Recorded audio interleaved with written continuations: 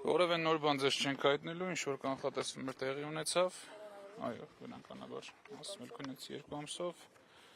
շփման սահմանափակումներով, արդեն դատական ակտը կստանանք, սա կահվածքն ընդհանրապես եւ բողոք կներկայացնենք։ Ուր են տեղափոխելու։ Դեռ հայտնի չի։ Կիմանանք, ինչը վաղը կիմանանք։ Ոնց միջև վաղը փայլուն ստեղ։ Չէ, տանելու են, բայց մենք վաղը կիմանանք։ Որոշում բողոքարկելու հետ կապված մտադրություն չունեք։ Միանշանակ բողոքարկելու ենք,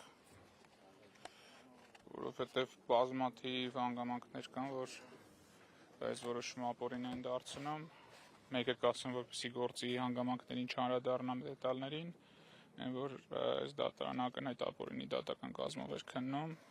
եւ Մասիս Մելքոնյանը բացարկի ենթակա դատավոր էր։ Սա հիմքերից մեկն է։ Այս ներկայապահին սա կասեմ, դետալները արդեն գործի նախաքննական գաղտնիք կազմող հանգամանքներ են։ Իսկ ինչ մեխանիզմներով եք պլանավորում բողոքարկումը իրականացնել Հայաստանի ներսի։ Եվ ներսում եւ դրսում սահմանափակումներ չունենք։ Մեր մասնագիտական պլանավորման մեջ։ Ոչ ահաբեկչական ձևերով։ Նայած մեկներ։